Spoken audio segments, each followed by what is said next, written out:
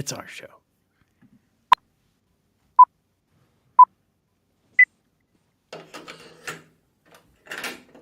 And the goal is to bring you your next favorite band.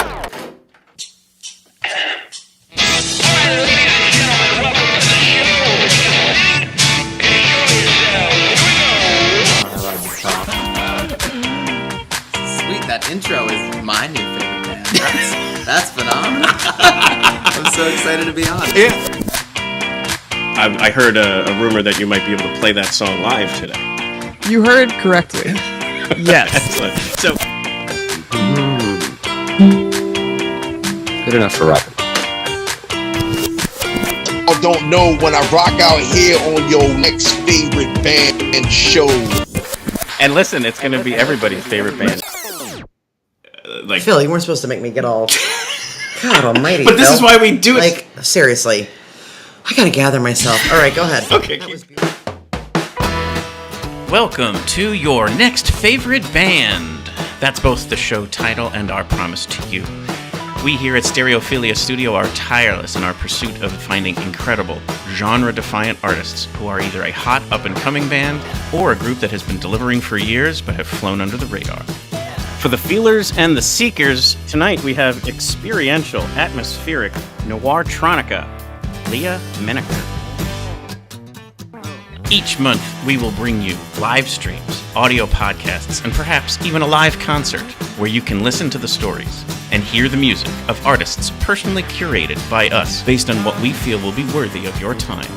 Be sure to subscribe and tune in to each episode because the possibilities are endless and you never know who will be your next favorite band.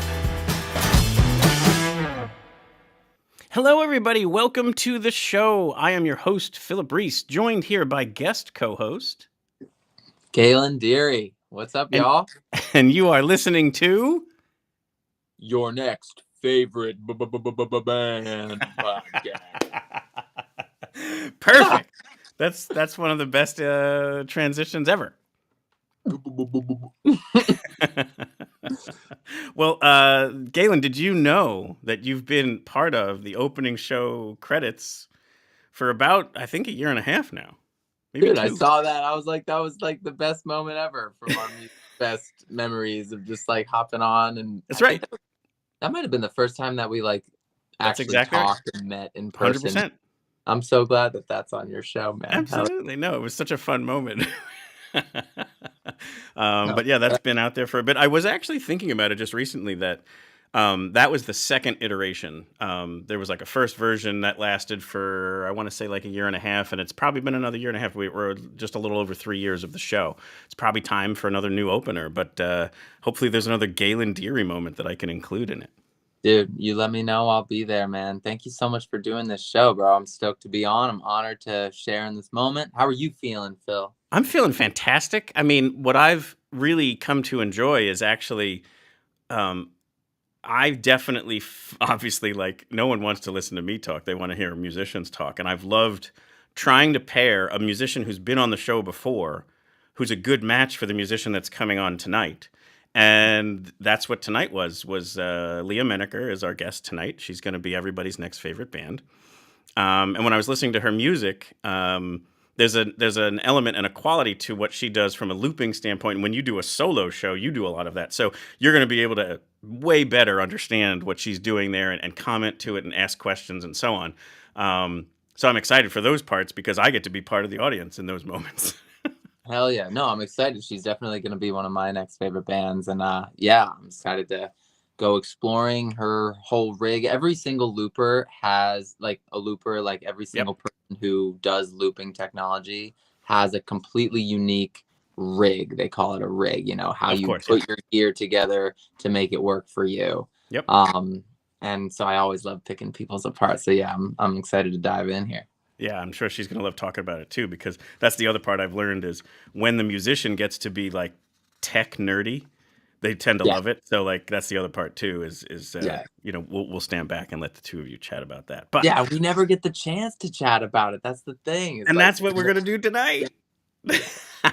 But first, one thing I wanted to talk about. So are you familiar, Galen, at all with Philly Musikfest? So we obviously have Musikfest up here.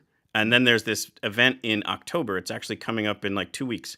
It's called Philly Musikfest. Are you aware of this at all? I've actually never heard of that. No. Okay, so I think they're on there. I want to say it's 8, 9, 10, somewhere around there. They do this event. It was actually formed by Greg Seltzer and his wife. They're just music lovers. But they put together a nonprofit, and they decided to want to really focus on local music, local independent venues. And then the money that they raise goes to local Philadelphia-based nonprofits that bring music to children, to young adults. And so Yeah. it's so cool. Now, let me show you this. This is what their poster is for this year. So incredible Philly-based bands that are on this lineup. And it starts on a Monday and goes for 7 days. And there's basically one kind of independent venue per evening is dedicated to the shows. Interesting. Okay, cool. Should we go? We should definitely go. Here's the other part. So Dr. Dog was announced like a week ago because one, they're a huge deal, but two, they obviously had some local performances that they couldn't announce until they had happened. You want to hear the other amazing part? Of course. Next week's guest is Zach Miller from Dr. Dog. No way. Somehow I was able to get Dr. Dog on the show. Dude, get us tickets to the show, man. Oh my God, that's awesome. Yeah, Yo, I used to mess with Dr. Dog back in the day when I had my iPod Shuffle, those like with like the circle thing that you spin. Dr. Dog was on my iPod. Absolutely, yeah, they are. That's a perfect time frame for them, like early 2000s. That's when they were starting to really hit. Mm-hmm. And then they've recently even had like an explosion, as big as a deal as they already were. There's a whole other new. There was this TikTok kind of meme that was going on. They had a filter that you could put in your baby picture, and then as you were videoing yourself, it would morph into who you were today from your baby picture. They have one of their most famous songs is called "Where'd All the Time Go," and so that song is what plays underneath the filter. And so there was this huge resurgence, especially in younger people, of being big, huge fans of Dr. Dog. But the funniest part, and we talk about it in the interview, is like their sound can be so timeless that if you don't know, you might think they're from the 60s or the 70s. Like that's just kind of like the vibe that they have. So there's this whole new wave of fans of theirs that have kind of no context of where they were from. But anyway, Zach Miller, keyboardist of Dr. Dog, is next week's guest. And I was absolutely honored and kind of floored when it fell into place. And I just couldn't believe it. But you're going to love it. Congratulations. I'll totally tune in for that. That's awesome. Yeah, it's a vintage and totally contemporary. They blend the two really, really well. I'm curious what Lia thinks of them as well. Sure. Yeah, absolutely. Being Philly-based herself, I'm sure she's got a take on that. But then, like you see there, tons of other amazing Philly-based artists. You've got the Wonder Years, you've got Chiyuk, you've got Matt Quinn, you've got, who else is in there? Greg Mendez. I actually love 22 Degree Halo. Like, that band is great. Cara is another one that was one of my favorites. Katie Turner is awesome. So it's as usual a phenomenal lineup, and you can trust the curation. So like if you just maybe don't know, but you have a night available, go down and support this because the bands get paid properly, the venues get paid properly, so everyone makes the proper amount of kind of like revenue for their art and their what they provide to the community.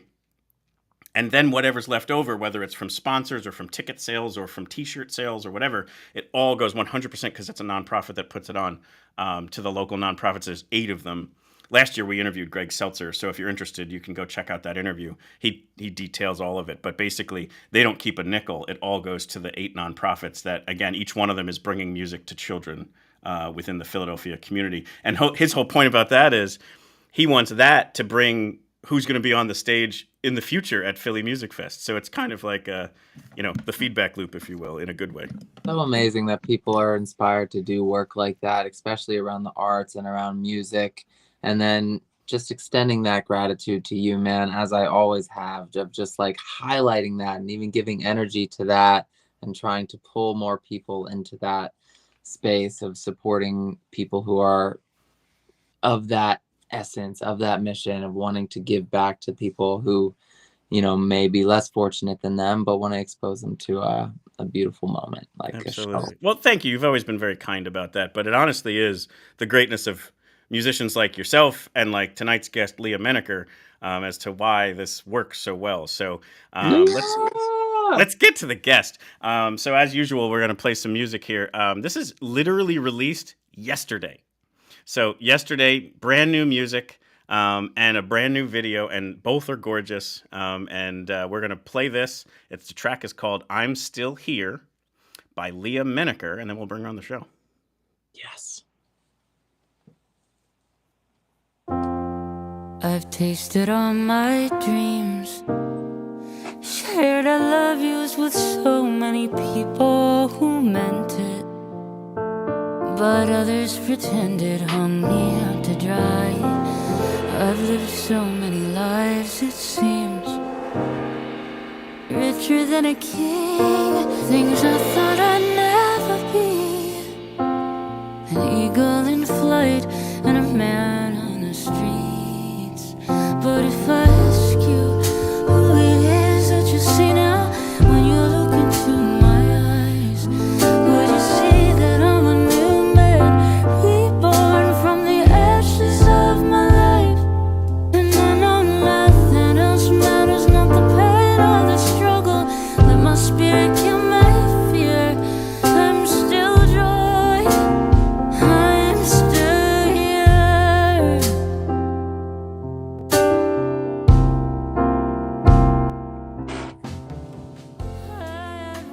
For the feelers, the seekers, and the sonically curious, Lia Menaker's music is where soulful pop meets moody elegance.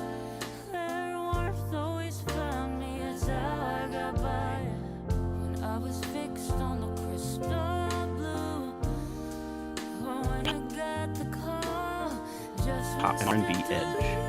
It's this balance, along with experimentation, that continues to fascinate and guide her songwriting and producing. Dubbed noirtronica by WXPN Radio, her music has been featured on radio stations and films across the country and internationally. Lia also wrote the original score for Welcome to Campfire's play and film subject, the largest immersive dance play to date, and is a proud teaching artist with Carnegie Hall Musicopia's Lullaby Project. She's performed in 50-plus cities across the U.S. and opened for artists including Brass Against and two-time Grammy nominee Raul Midon. We'll bring this back up and then we'll bring her on the show. I've been cheated, I've been stolen, had my dignity stolen, lost all my control in the life I thought I owned. Welcome to the show, Lia Menaker. I'm still trying to figure out my audio over here. Can you hear me? Yes, we can. There's a lot of reverb echo, but it's super fun. It sounds like a evil villain in a cool way. Wait, let me. All right, better. Better, but still there, but it's all right.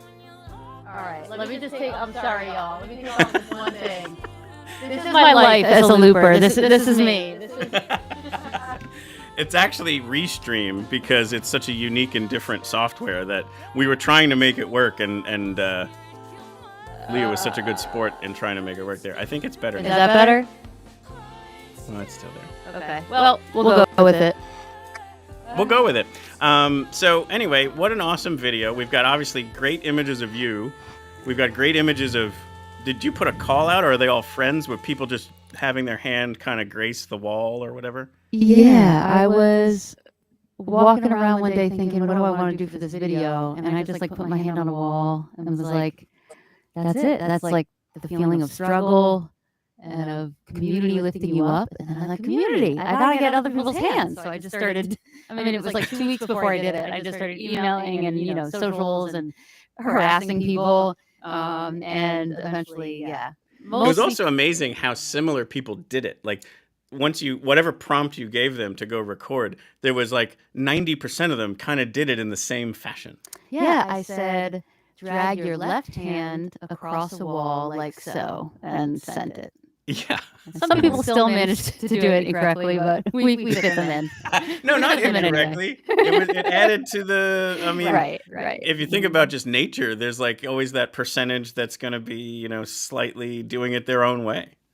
Yes, exactly. It adds to it. Yeah. Hey, Leah, is it possible to take the delay off of the microphone?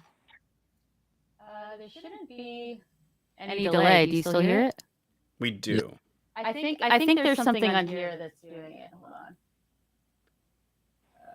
on. There we go. Is that better? Yeah. Yeah. Okay.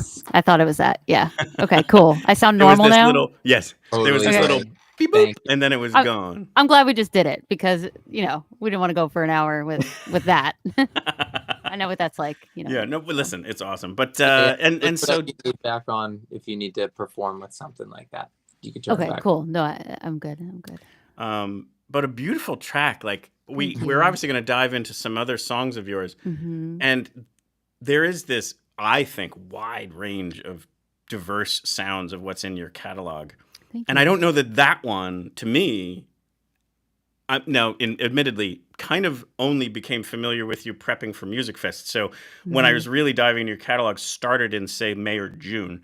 But I feel like this is such a different and unique sound, yet again, of different things that you're putting out there. This is different. And I don't know if you agree with that or not, but like I feel like it's got a different kind of voice to it. Thank you. Well, there is a whole story behind We do like stories on this show. I can go into it if you want. Do it. Yes, let's do the story. Sorry, what is the title? I'm sorry, the title of the song? Yeah, I'm still It's called here. it's called I'm Still Here.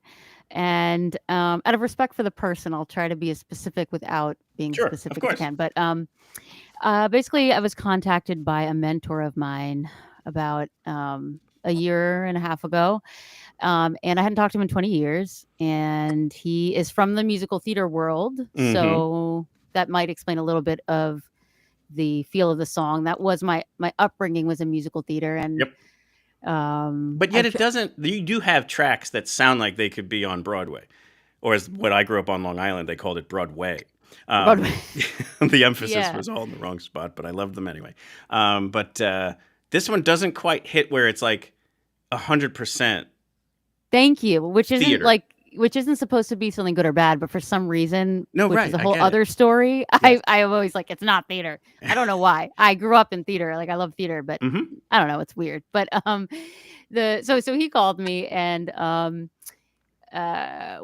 basically told me his life story. I hadn't talked to him. I didn't really, and when I knew him, I was like a kid and up until 18. So and he had gone through the craziest, hardest life story I'd ever heard of abuse and manipulation by people that he thought were his life partner, kind of thing. Sure. And he was sick with cancer, and asked me to write the song for him. Wow. He said, "I want to do a final show, and I want you to write the song for me."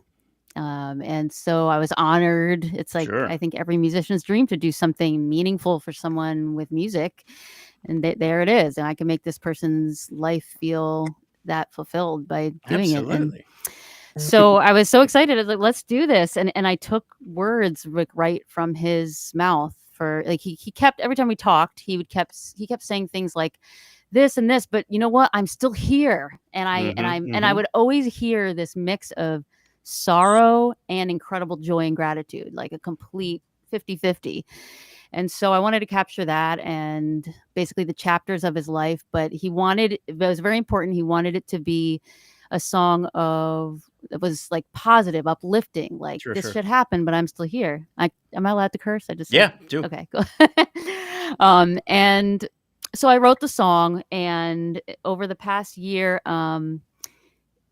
got very emotionally connected to this person. He's dying, and I'm just very, you're being very vulnerable, two people, by writing a song about him, both of us. So I got very connected to him. And then long story short, I realized that it had become an unhealthy relationship where there were patterns from his past of like addiction, Sure. manipulation. Sure. I don't know if he was using again. It wasn't really that, but the way he would kind of manipulate me, Mm-hmm. sort of with his sickness and with certain things, that it Sure.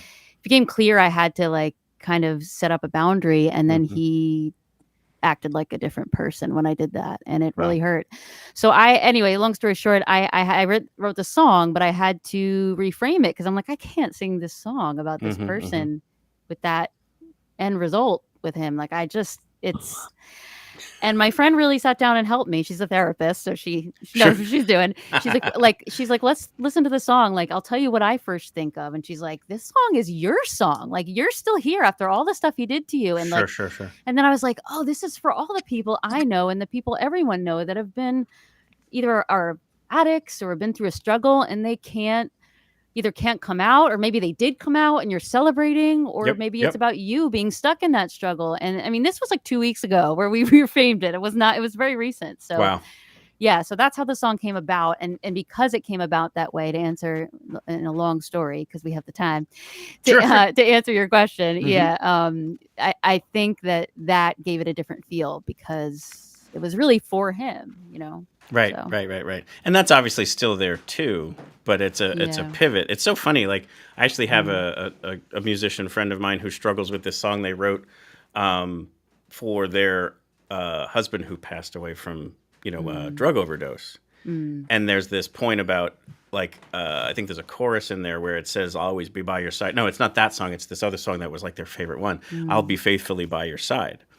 And recently we were talking about it, and I said, "Yeah, I bet you that song is more for your daughter than for your ex-husband." Like, and so Yeah. it was like that whole thing about like the art and the beauty is there, and who Yeah. knows what it actually is inspired by, and it's really going to be it'll find its path. Right. I kept thinking, oh, like it's his song, or is it this, or is it that? And like my husband and people kept reminding me, they're like, it's taken on a life of its own now. It's Sure. no longer, which was a cool reminder. And it is still for him in a different way. It's like, I hope he can find Yep. this man that I thought he was and that he wants to be. Mm-hmm, I hope he can get there. And so, yeah. Yeah. How did it feel to release this song?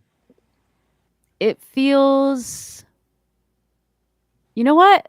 I think I'm realizing now it feels a little bit of a weight off my shoulder Yeah. from the whole situation. I still feel a little, even though I shouldn't, I feel a little bad. I'm like, is he gonna reach out to me and be like, I mean, that's just my nature, I guess. And it also feels really good. Like I got to play it at the rally for recovery, and like people have been like, I know someone in my life where this is just right on point. And so Sure. it's a mixture of all of that, I think. Yeah, for sure. Yeah, Is there- there's that, like, and Galen, you might even be able to speak to this. There is that moment as a musician, as a creator, where you maybe aren't ready to put it out, or whether it's because you think it's not quite ready, or you're just not ready to let it be anyone else's experience. That again, I felt the opposite. I was like, I got to get this song the hell out. It's got to go. I can imagine. Yeah. Yeah, when you sit on a song for so long, months, years, and it's just like, it becomes like, it's not mine anymore. I've had my time with it, and now it's up for interpretation for whoever's ears it graces. And yeah, there is a release where it's off my shoulder. Wow, like my kid's all grown up now, and they can go out and like experience the world. I think the other beautiful part about this, and I'm sure you both have stories about this, is someone was telling me this story about there's a different musician who she wrote a song about her divorce. And she's like the first person who ever came up to me after I was comfortable enough to play it without being emotional. I'm at the merch table. This person comes up to me and says, "Hey, that song about where you lost your dad, that really meant a lot to me." And she's like, "Wait, what?" And so, and then she's like, the next gig I play it and someone says, "Hey, that song where your dog died, that really meant a lot to me." And she's like, "Holy smokes." What? Like, it's about a divorce, but it meant something completely different to you. And that's because, again, the beauty of the art, and, if it's written well, it's not going to be too specific. It's going to be about what somebody else can make it mean to them. And then again, like, I'm sure you both have moments of that where it would be like, wow, that person took it in a whole different way, but good for them. It's that's what it means for them. Absolutely. When you play it live, when you play I'm Still Here live, is that a unique experience for you each time, or do you have like a similar? It was similar for a while, especially before things went kind of south with him.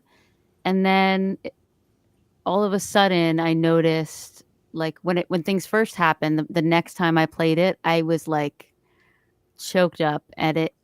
I hate that because then your voice is all like, and you're like, Mhm, this isn't mhm. how the song's supposed to sound.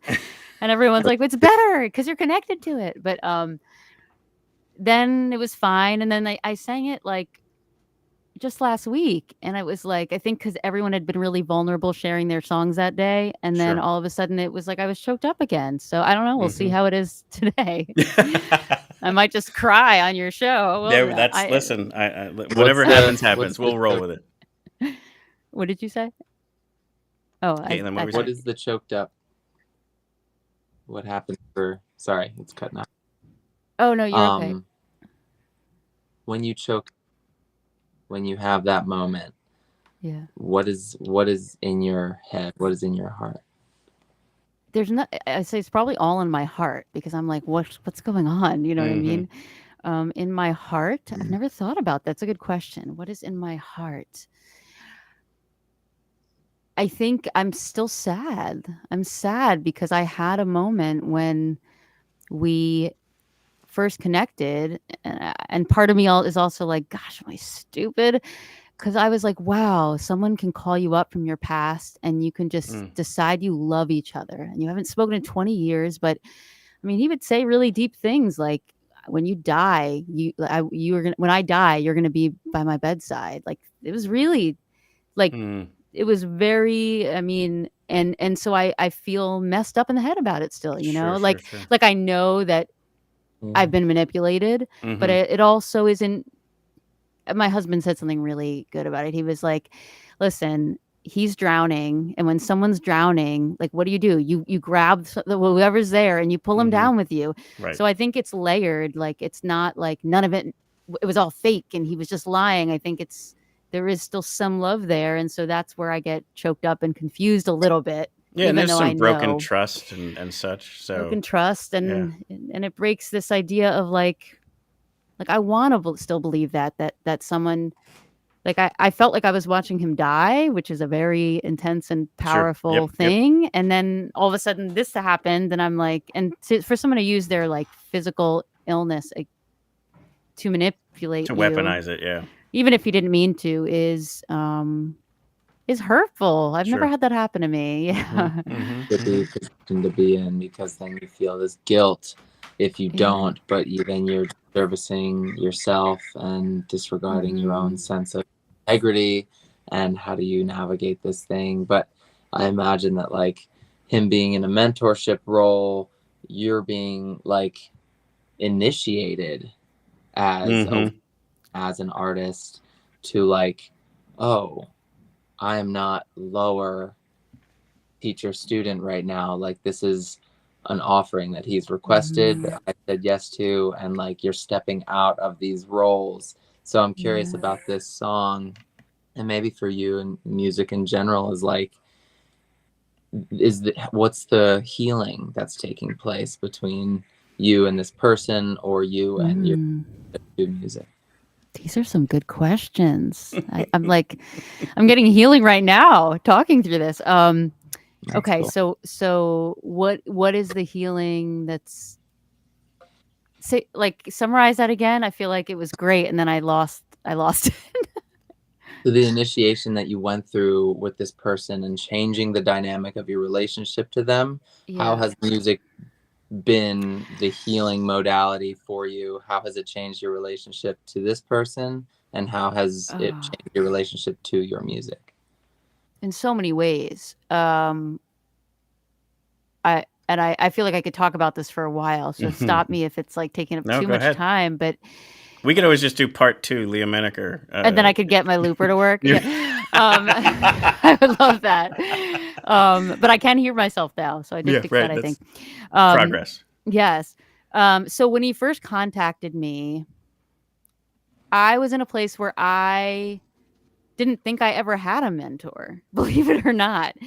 And I sort of realized as I spoke to him that he was. He had a lot has happened in 20 plus years, but as a kid, like I started getting on a stage with him. I started singing. He cast me in my lead roles. Like he gave me, I'm sure, some sort of confidence. And I went to Penn State for musical theater because of that whole experience. So Right.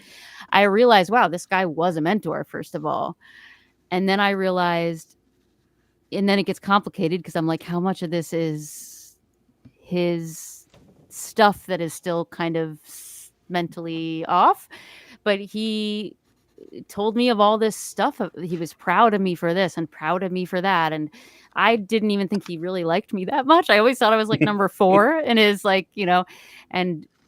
and so I realized that I had this thing my whole life where I was like, everyone else underestimates me, everyone this, everyone that. And then I sort of like woke up a little bit and I was like, well, here's this guy I thought underestimated me. And maybe I brought that to the rest of my life for the past 20 years. Like I realized that. Mm-hmm. Then I wrote the song that I not only wrote for him, but was like, I didn't think, I didn't know if I could do it. It was like, I just got this list of I don't want to say list. It was an emotional story, but I'm like, I have to put this into a song that he said, I want an 11 o'clock number, like Rise Up by Andra Day. And I'm like, can I do this? So then I did it. And then I was like, I feel so connected to this song. Like, I love this song. And then, Yeah. So it did that. And then the hardest part for me, this is hard for me in many ways, is to ask for money when I'm owed money, is to keep a boundary when I have a boundary, because I just want to say yes to everyone and all the Sure. things. And I don't know. So he, Well, you have a kindness and you want Thank to, you. like, yeah, like it's just simply that you're also emotionally connected to, like, this person asked you to help them put a flag in the ground and create some like element of their legacy, Right. and so you were like, okay, I'm willing to go there Right. with you and walk with you in those very difficult times, and then to then turn that into something that it was to pull you into it in a bad way Right. is just like, Right. that's like you said, it's hurtful is probably the least of it. Like it gets worse than that, but like, Right. It's hurtful. And thank you for saying that is the plus side of it, I guess, that I am nice, hopefully. yes, right. But what I think happened was, in short, first I wrote the song for him. I didn't want to charge him or anything. This is your song. And then I produced it. And then I was suddenly musically directing the show. And then I was this and that. And I was like, I have a 3-year-old. I've got like, Sure. and so it came to a point where I had to be like, listen, if I'm going to do this, like, this is to be a job. And that was the moment I set up that boundary. It was like, I can't talk today, Wow. And so to answer your question, the biggest thing I got was like having to be okay with that and setting up the boundary and then being like, he wanted to like have, it kind of like, what's in it for me? This song is going to be yours. And I had to be like, this song is mine. So, and it's not yours. So it gave me a power. Yeah. It gave me like, there's a small guilt that's there because I'm human, I guess, but I'm also like, but again, and he I might think hear that only stems from kindness. Like your guilt is that you did this, not me. Right. And you put me in this position to have to pull this back. Right. So like, right. that's where it stems from, is still from the kindness and the grace. Yeah. I mean, I bought a train ticket for me and my daughter to go to New York City to see him. And just because he was sad and lonely and Right. this all went down. And then I was like, you know what, baby? We're going to New York, me and you. We're going to have a little New York City field trip, just Love us it. two. Yep. But yeah. Anyway, so it's made me stronger. It has. Yeah, right. And it'll probably help you maybe have the radar up to not let it go as far down that path as it did. Yes. Not as far down that path. Yeah, I got to bring up my, what I'm willing to do from the start, I guess. For sure. So go ahead, Galen, and then I'll share. Can we take a deep breath here? Yeah. Yes. Yeah. And just let that story go.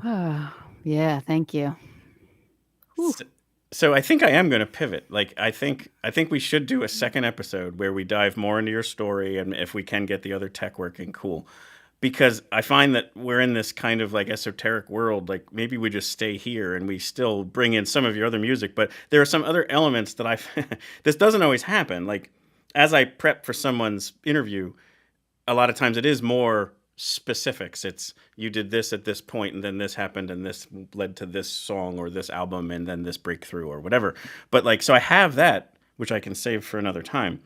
But there were other parts where I was just like, wow, this is really interesting. I wanted to bring up at this point. And it's not so much about specifics. It's more about concepts. So let's stay in the conceptual world as long as you're cool with that. Cool. I'm up for anything. I don't think anything quite goes as deep or dark as that stuff. This is more just like interesting stuff, probably more about your music. Hopefully people are still tuned in. They're not like, this is depressing. Bye. You know what? No. I find that the more that you try and figure that stuff out, like what's going to feed the algorithm, the less it makes any sense. So I bet you this will end up being like one of our most popular episodes. What's that? The concepts, man. Concepts, yeah. So here was one thing. So let's start with this. It's another person in your life. You had an accountability buddy in Jay Clay. Yeah. So do you still have this accountability relationship with him, or is that different? Because I think it was something that was from a couple years back when I found that point. Also, I'm curious where you found that.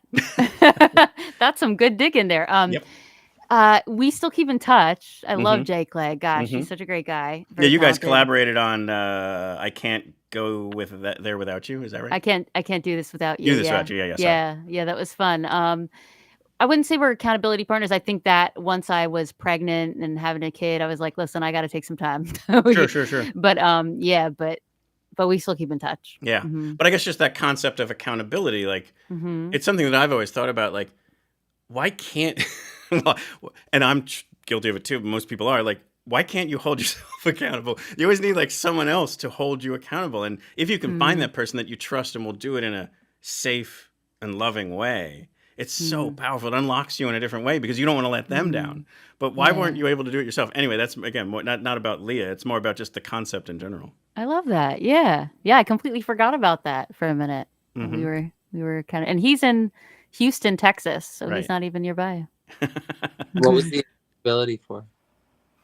Well, so like we had met on a Facebook group, music related Facebook group, and I had like reached out about something, I don't know, and then I don't even know how we got like further connected at this point, but at some point one of us asked the other like, hey, we should, because we were always, I guess, messaging each other like, hey, did you hear about this new development and like DistroKid is doing, or hey, I just wanted to share, like I just like wrote 10 songs or whatever. And so I was like, let's like just meet up and just help each other keep reaching our goals. And yeah, I don't really remember much beyond that. It just kind of started, and then it was just even nice to kind of catch up on Zoom and be like, what are you doing? Get some, he definitely has given me a lot of ideas. Right. And yeah, so.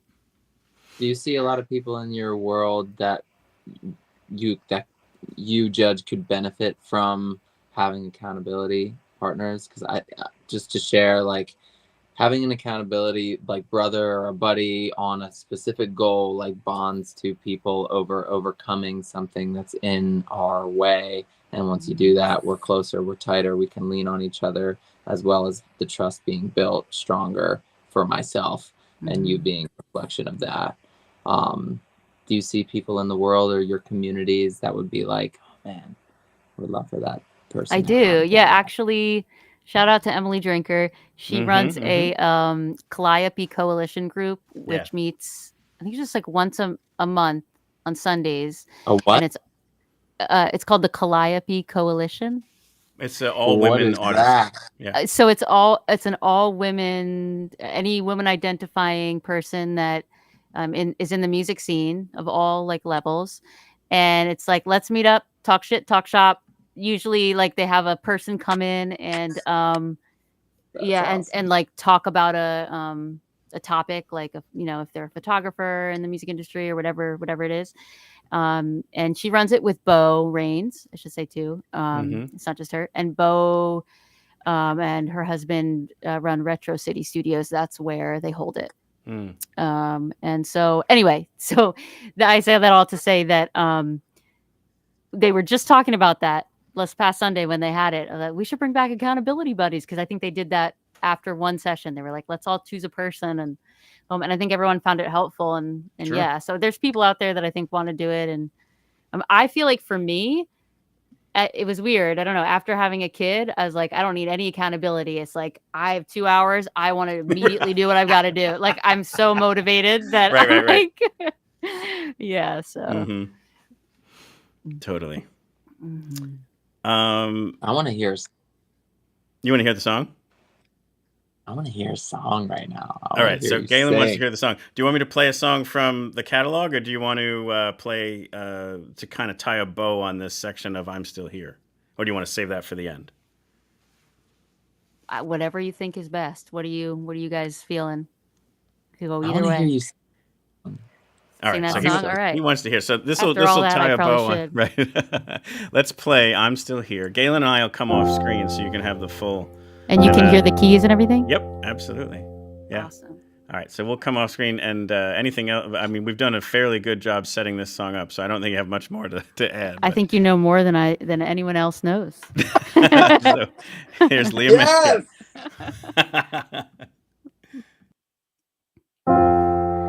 I've tasted all my dreams, shared I love yous with so many people who meant it, but others pretended, hung me out to dry. I've lived so many lives, it seems, richer than a king, things I thought I'd never be, an eagle in flight and a man on the streets. But if I ask you who it is that you see now when you look into my eyes, would you see that I'm a new man, reborn from the ashes of my life? And I know nothing else matters, not the pain or the struggle. Let my spirit kill my fear. I'm still joy, I am still here.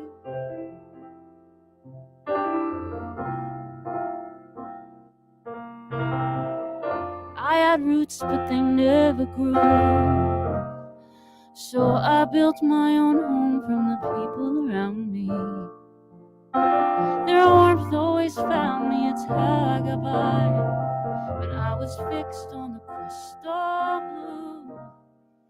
When I got the call, just one step to lose it all, and somebody somewhere saw only my light.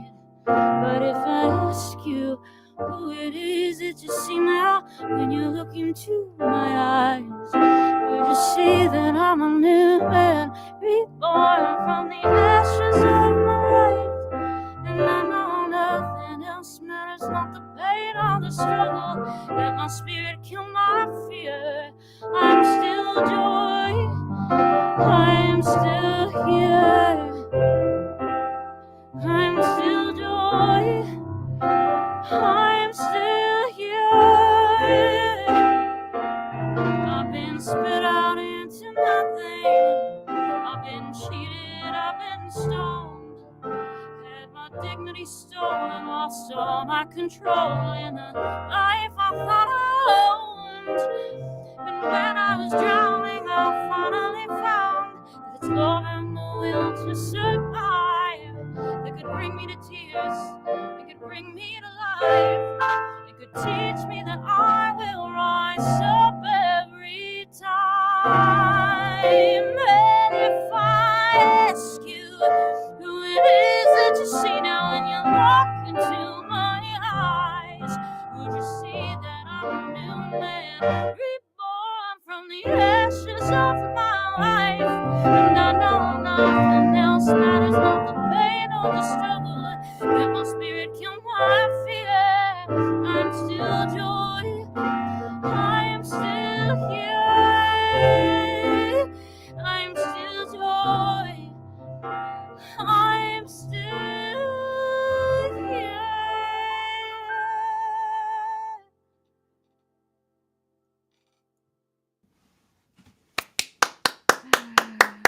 Thank you. I think I heard like some clipping and stuff, but hopefully, No, it sounded hopefully it went great. through.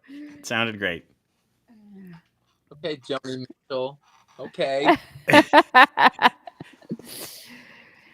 It's beautiful. Damn. Thank you. Thank you. And that was a beautiful version too. Obviously different than what was in the other one because it's just live and raw and just Yeah. you. Yeah. Just me.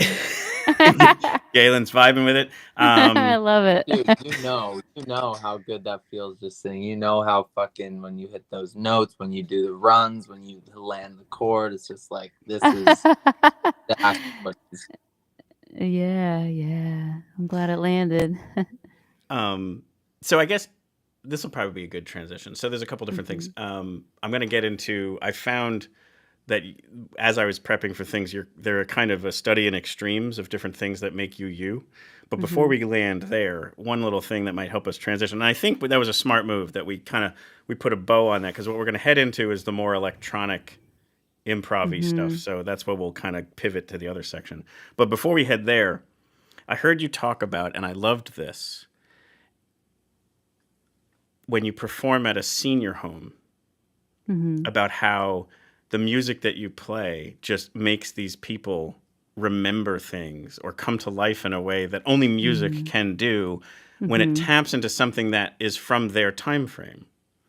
And I remember that too. Like in high school, you'd go like, with your chorus to some local thing and you'd walk in and you'd be like, this is lame. I don't know why I'm here. And then you'd sing like 4 songs. And then afterwards, the room was like electric and they wanted to come up to you and tell you all these stories. When you walked in, they were like walking slowly and, kind of was whatever. And then all of a sudden it just awoke them and they were these very interesting, awesome people. And it was the music that did it.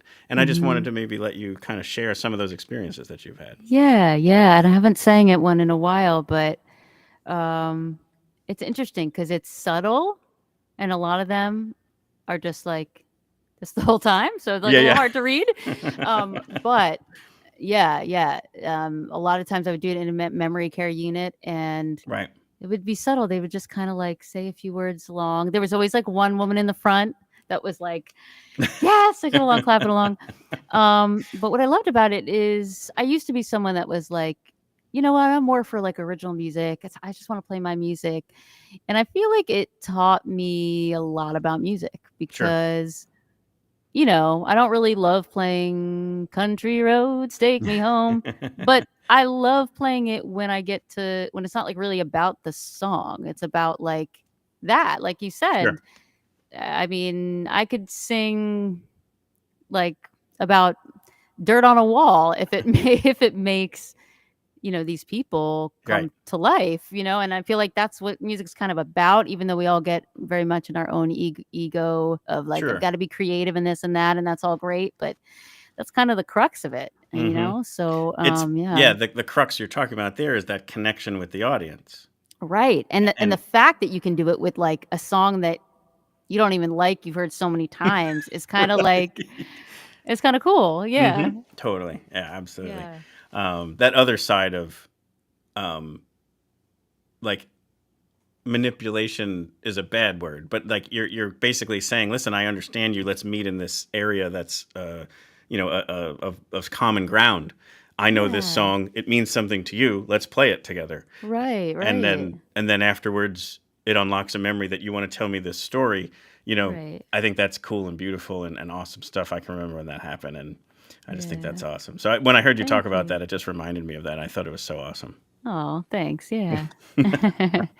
So now moving into this area. So like you do this, it started on Twitch.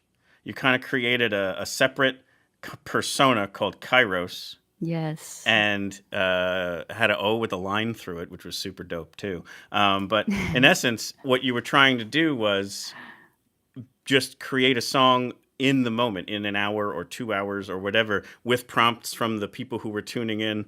And so you were using your talents of whether it was the looping technology or just music theory or all of the above. And you just, in the moment, were just creating, and people were in the laboratory with you. Mm-hmm. Yeah, it was super fun. Actually, I released a Christmas song a few years back and then re-released it with better production. But I created that in one of the 1 hour. It's like Christmas is coming up. I kind of have always want to write a Christmas song. We're gonna do it, and Nice. it's like the perfect thing because people can contribute Christmas stuff easily. Like everyone has Sure. a thing they think of with Christmas. So, yeah. Oh, it was so fun. It always went like an hour and like 15 minutes. I'm like, I'm sorry, guys. This is hard. Not quite there, yeah. Well, let yeah, me play but a few here. These are each like a minute or two long that kind of give people the idea. This one was a clip of where you were creating a song. I think you were playing the bass lines first, and then suddenly someone put out there 9 to 5 culture, and that was kind of like what fed the vibe on this one. So check this one out.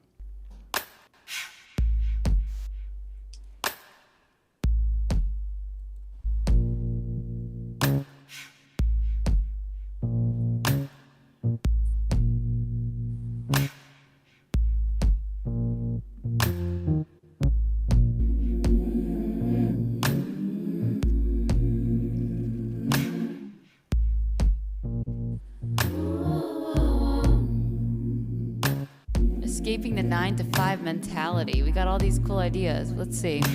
Let's go with one of them.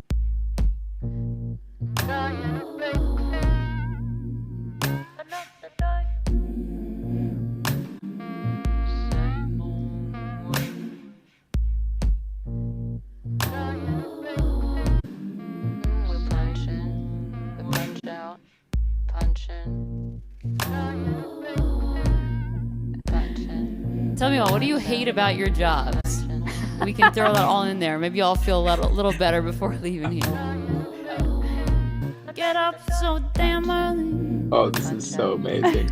Isn't it awesome? Are you using the Roland pad?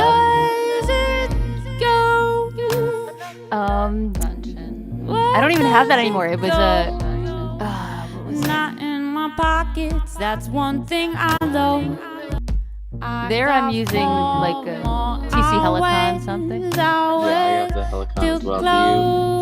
How do you program your live Get my program? head in it, going out of my mind. I think there I was using the push. I don't even have the push. I don't have anything in this video anymore. I have new different things. So the keyboard, I have a newer keyboard. I sold my Ableton push because now I use this like loop station Nice. more.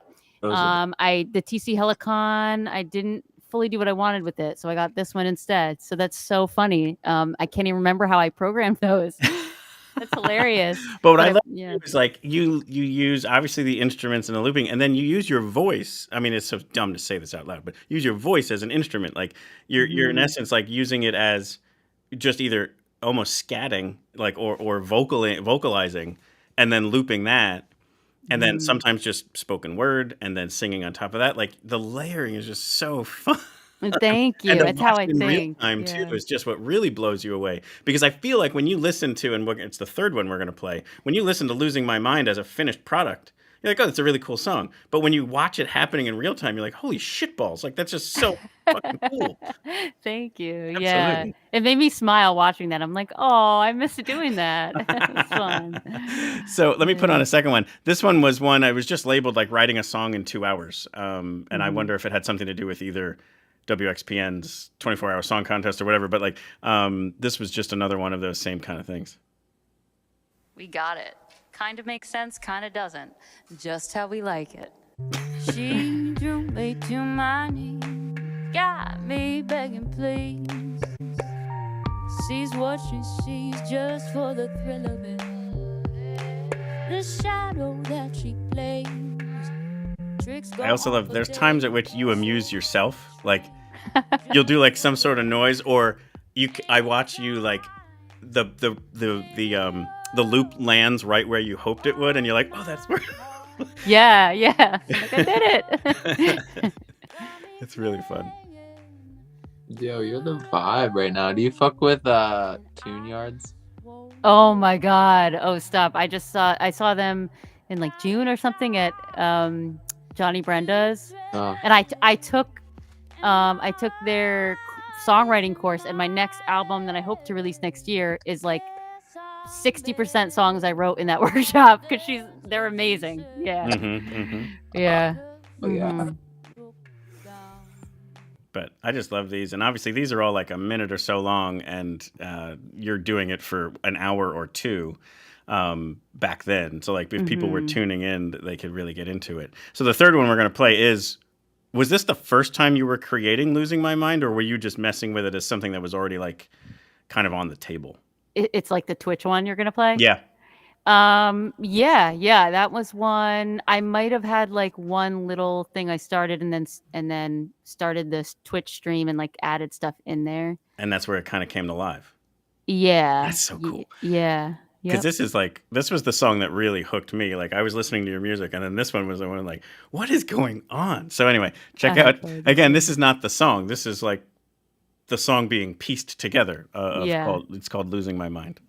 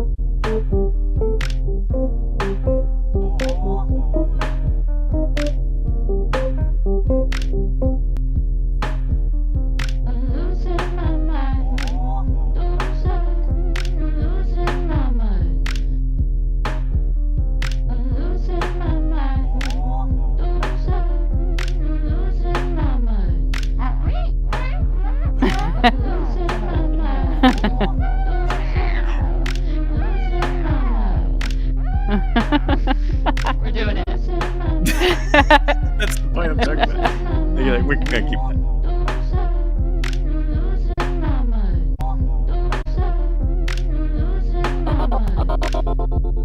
Nice. You fuck with Tosh Sultana. Oh, she's cool. Yeah, I don't know her super well though. It's a dead end street and this beat. It's all I got. Please, please. We actually have a chat out there. Someone out in Washington says it's sounding great. Oh, cool. Hi, friend in Washington. Hello, friends in Washington. Thank you for tuning in. What I love about that is, again, like just this raw creation. You're watching somebody who is, basically almost either a magician or a scientist or all of the above, just kind of like mixing things together, liking some, ditching others, pulling in other things, and just keep trying. It's just fun to watch. It was really fun to do. Although then I reached a problem that I never knew how to play songs live because I was like, this will take an hour. Yeah, I'm like, I don't know how to take this song I've created and like, turn it into a 3 minute and 30 seconds. Yeah. Right. So my observation there, though, in the study in extremes, particularly with these, where I've heard you talk about it, and it kind of came up a little bit before, where the song gets a little precious and you're not yet ready to release it because you still have more work to do with it, which there always will be. But it's like at some point you got to cut it off. But you had to be so comfortable with imperfection to put yourself out there in this world. So it's like there was this, you're totally fine putting yourself in front of an audience and working through something and letting it be imperfect along the way, because that's the only way to really feel comfortable in those worlds. Is like, listen, it's probably not going to be like on the nose, but I'm just going to keep working with it and it'll eventually get there. But then to actually release the song, you just kept working and working and working, and you weren't yet ready to release it. It was like such an interesting thing to think about, where it would be like, I would have expected somebody who was comfortable with that would be also comfortable with like, okay, it's good enough. Let's just put that out. Yeah, I guess like with specifically those songs from Twitch. I guess I don't know. Yeah. I don't know specifically what song you were talking about, but I did hear you talk about that. Sometimes you hold on to the song a little too long, and it could have gotten released. It's so funny because I'm like, I think that was older me. No, and that might be younger the me. case That's too. what I mean. Yeah. So I'm really thinking about the best way to answer that. I think those might have been a little trickier, specifically because I started it on Twitch, but then I always finished them off Twitch. Sure. And like that clip, Losing My Mind, I was like, oh God, that was definitely before I quantized the drums. They were like a little off it, like, and so I did like a lot. I feel like, but yeah, then you're no longer in this like, ooh, what's gonna come out? This is fun. Let's Right. experiment, and you can contribute. Now it's more like, this is something I've got to be like, okay, yeah, I was comfortable like sitting down, forming it, and like, yes, this is done and releasing. So I feel like it is like a different thing. Although I don't think my process is quite like that anymore. I think my process,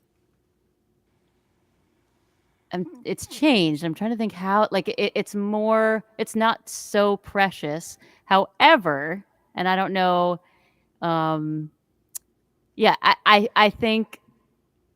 I think it's changed, but when you release the song, it's still like, I really hope people hear it because it's so saturated, that it's so saturated out there in the music world that like, will anyone hear it? And then that will be the worst feeling that I put all this effort into it, you know? So it's more that than like, yeah, if that makes sense. Yeah, no, it Then totally does. Yeah, but again, it was just like part you of this you where I feel was, it too. I'm seeing you yeah. go, mm-hmm. Well, I wanted to ask Galen now, like based on now you saw a couple different episodes of her doing that there. Any other like either questions about her gear or comments or anything there within that whole looping world? Oh man, I mean, we could nerd out for Do hours. it. Like that's so. You're going through Ableton and you're going through like a quantizing software, and then that's going back out into the Twitch stream, and you can like On the Twitch stream, I could quantize, but I think because I only had a little limited amount of time, and I was always worried, like, is everyone going to leave because they're bored? Because like, who wants to sit here and watch me quantize? I would just keep going. Um, yeah, and I always had sound issues. That's kind of why I stopped Twitch. Every time I logged on, it was like I couldn't. I mean, this is funny since I had sound issues logging onto here. And But we are on Twitch, but oh, are we? Yeah, we are. Okay. Yeah. Well, yeah. I mean, It I doesn't matter. miss doing it. I just always had sound issues. But um, so it was. Oh yeah. So I would be on. So I can't. I switched how I did it so many times because I think I used OBS. I used Streamlabs. I did all the things. But yeah, I routed my DAW to Twitch and everything in the DAW so that I could keep the reverb and mix it and right. yeah. So yeah. There was And a night that one of like Galen and I were early on in meeting each other, and he was playing at this bar. What is that one called? Black and Blue or something like that, right? And he just played for like 3 straight hours of just constant, like some songs felt like it was like 30 minutes, and other ones were more just like what you would play off your album. But it was just him solo, just constantly just sounding like 6 people on stage, but as one person with a ukulele. Like it was just like so awesome. Nice. So talk a little bit maybe about what you would kind of do, when you do those looping sessions. On Twitch, or you're Well, I was talking going to say about Galen. Galen, yeah. oh, I do. I mean, my setup is it's all analog and it's all live, so I use no software, no digital. It's all pedals and real instruments going through A/B switches, so I can go from a keyboard, hit the A/B, go into a guitar, and it all funnels back into one channel, and you send that to the board, and then you also put the vocal through the looper, and you like layer harmonies, and then you can put your pedals to affect your vocal, layer harmonies, layer effects. Nice. And so primarily for me, it's all been on behalf of playing live and like building a full band sound by myself in front of people, which it puts so much pressure because you mess up once, it loops over and over, and you hear a mistake every fucking time. Does your looper have like an undo or no? Because I know some. It does. Okay. It totally does. Nice. But sometimes I'll forget to like stop the loop, and I'll loop drums, keep the recording going, and I'll loop bass, and then I'll screw up the bass, and so I have to redo the drums and the bass to fix it. So, like it adds another layer of like mental capacity. Remember the lyrics, remember the chords, am I in tune, what's plugged in where, are people enjoying it? You like all those pieces are so I feel you. I mean, I'm like I'm on it now, but like as I was getting like used to it, it was interesting. So I'm curious, is like is what you do with the looping. Like, do you ever have like those mess ups, or are you able to kind of, does the software help you? So I don't use the software live. I used it for Twitch just because I was like in my studio, but What do you- live, yeah. so live, I use the Boss RC505 MK2. This guy over here. Hmm. 5 stage, Um, bro. Fuck yeah. yes, I love this thing, and so I mostly loop vocals, and like snaps and claps and stuff because, as Philip, as you were saying earlier, like I like to use my voice as an instrument because Yep. I always think I'm a vocalist first. So, and I think I write like vocally centered. And so I use this, and then sometimes I use this guy, and this guy's cool because it's the only one I know of where you can, in real time, record your voice as a sample and play it on the keys. So if instead of like da da da da da on the keys, it'll be like if I were like Leah, it'd be like Leah, Leah, Leah, Leah, Leah, and then That's just funny. play those notes. So that like leaves a whole room for like That's sick. literally an instrument, but like your voice made the.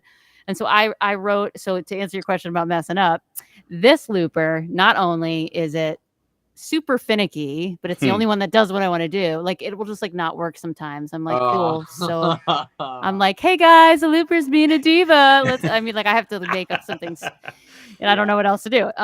Right. But also there's no undo. So one time I layered this like, and it's like a really like it's like a really deep like ooh like a dark song. Yeah. And then over the harmonies, I do like a not looped.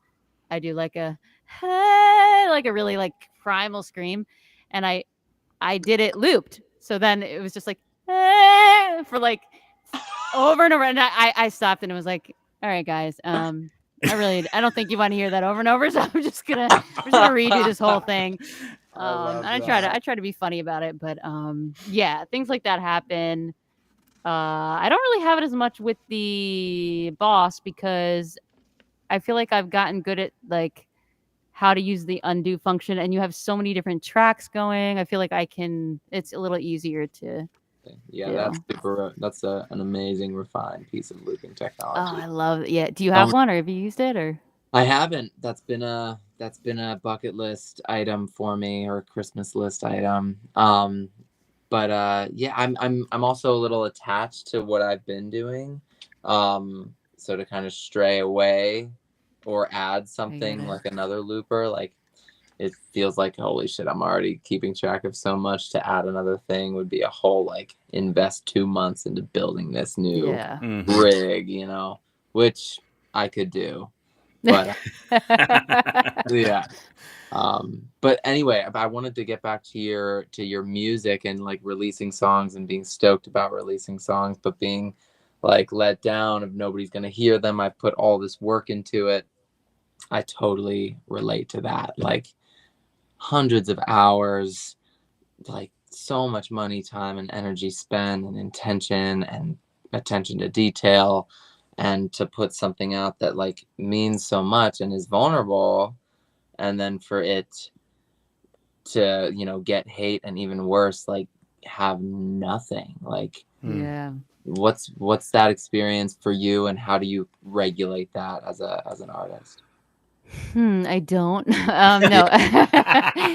Well, I will say it really made me happy, Philip, that you said "Losing My Mind" like was one that got you, because that was an example of one where that was before I had a child, and so my husband would have to knock on the door and be like, "Babe, like you got to get out of the room. Like you got to eat. You got to like go to bed." Like I would just be like, you know, losing my mind doing it. Sure. And I was so happy with it, and then again, it's like it's just so saturated out there that I don't need to come to this conclusion. But I was like, no one likes the song. Okay, so then you're like, for you to say that, like that feels really good, because Sure. yeah, you start to doubt it, you know, because that's just the natural human thing. Right. And that's so honestly like the main like purpose of this show is to shine a light on music that perhaps someone else hasn't heard. So like the whole thing, that's the biggest hurdle I have to get over, is building a rapport with people who are willing to listen to music they've never heard, because that's a whole other ask. Like, hey, trust me, you're going to like this. And if you didn't like this week, you'll like next week. And so like, that's what I'm trying to do is say, people are just either stuck in their own algorithm of just listening to the same crap they've always listened to, like for the last 20 years, or the algorithm giving them something that sounds just like it anyway.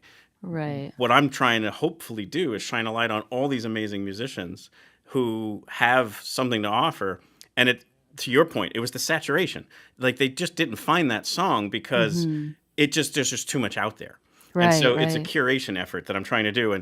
And I'm not looking for the applause. It's more like there's just, I'm sad with you. Like if it's not liked, I'm always just like, damn it. Like what is it going to take to break through someone's eardrums? Anyway. Yeah. No, I think I got lucky when you say, how do you do with it, is because the recent releases I've done, when I've reached out to playlists and other, like all the things, I've gotten lucky that they've been like, yeah, we like it. And so that's awesome. I haven't had to deal. I mean, of course, it's probably not reaching as many people as I wish, but I'm still grateful, you know, that they liked it and they shared it. And I got like in general, good feedback. So I don't have to deal on those with the other piece that we all deal with. And then I'm sure another song I will again deal with. Yeah. So I don't know. I'll let you know the next time I release a song that goes to deaf ears. Absolutely. But this is the first time I've ever done a show that I didn't dive into the person's backstory. So we definitely have to do a part 2. I would love that. Yeah. The which technically I think will end up being part 1, and this is part 2, because we got super comfortable and trusting with all the three of us, like right away, talking about some deep shit. So like that normally happens in episode 2, where you're like, all right, now I feel good about this. But anyway, this is a teaser for that. Another study in extreme that you did is you pendulumed, where you started in music, you went completely out of music into public health, and then came right back to music again. So like that's a little teaser for people that you're going to want to tune in for the other one to learn how the hell did Lia Menaker end up at the CDC in her journey to music. So we'll just leave that little nugget out there for people. I love it. Yep.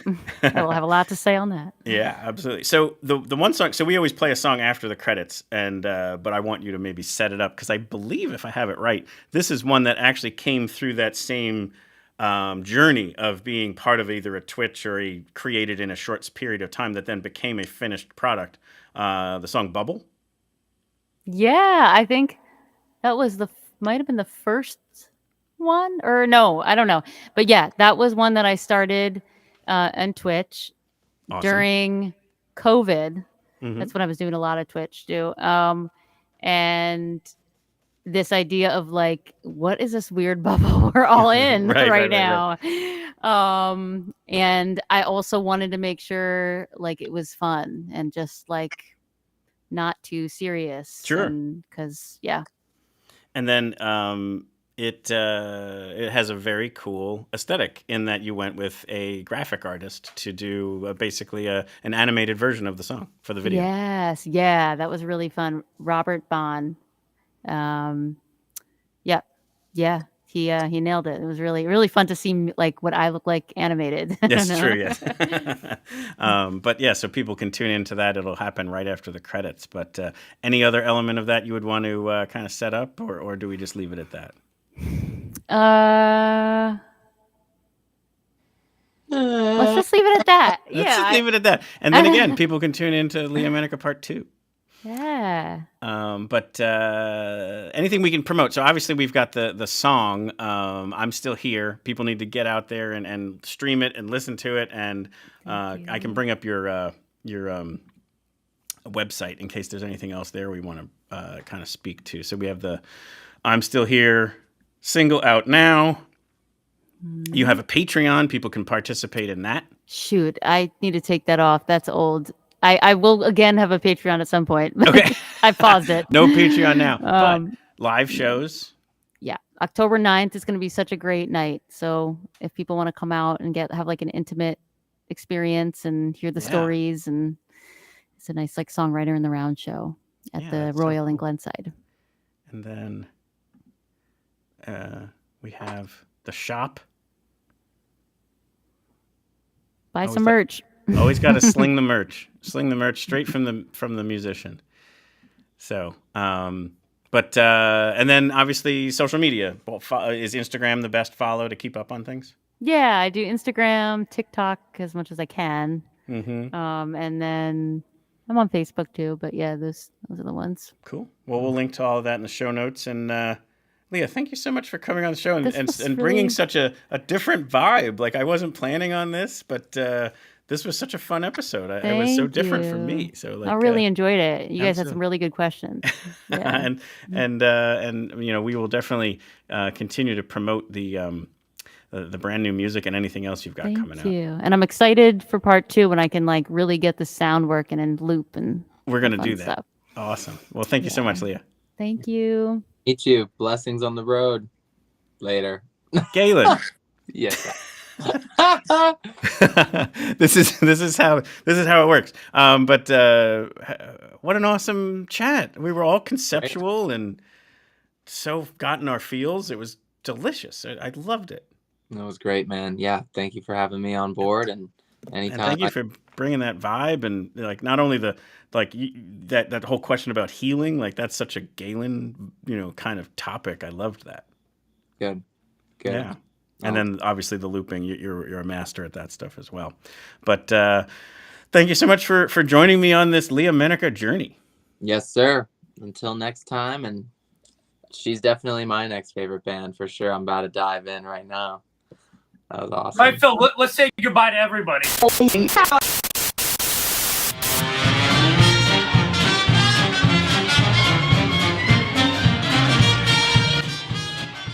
We hope you've enjoyed this episode of Your Next Favorite Band. We'd like to sincerely thank Lia Menaker for joining us and sharing, just like an incredible journey there. We spent that whole time talking about all these awesome topics and, you know, getting vulnerable and kind of sharing some important things. And we need to make sure we get back to the backstory. We love hearing how all the journey happened and all the inspirations along the way and what makes these musicians who they are. There will be links in the show notes, as we mentioned, to the website, Spotify, YouTube channels, all the social media. And definitely you want to check out anytime you'll be able to see her play live in person. And then also maybe, who knows, there might be the virtual stuff that happens out there. You never know. So keep an eye on that. Like we said, the Instagram's probably the best way to check that out. And also thank you to Galen Deary for joining for the show tonight. What a great guest co-host right there. As always, our hope here is to bring you your next favorite band. If you tuned in tonight because you already knew Lia Menaker, thank you very much. We hope that you like what you heard and what you saw, that you might want to subscribe, like, and follow us so that we can bring you your next favorite band in a coming week. Or your next favorite band might already be out there.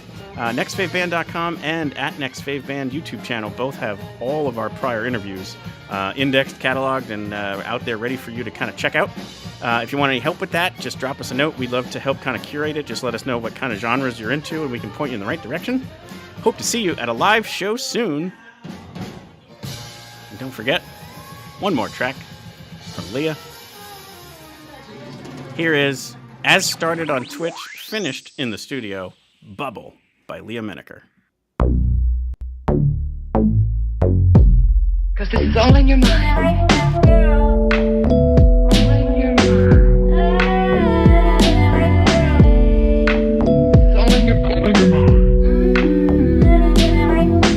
The Mississippi River is calling me way down south in New Orleans. My baby tells me that it's only a dream, and my mind's living on time and smoke screens. And in a bubble, I might be seeing the been in a bubble, world got me living in danger. Been in a bubble, I might be seeing the been in a bubble, I'm not coming down. These times have got me feeling some kind of way, like moving on west to San Francisco Bay. My baby tells me I'm in some kind of phase, and my mind's above on rhymes and study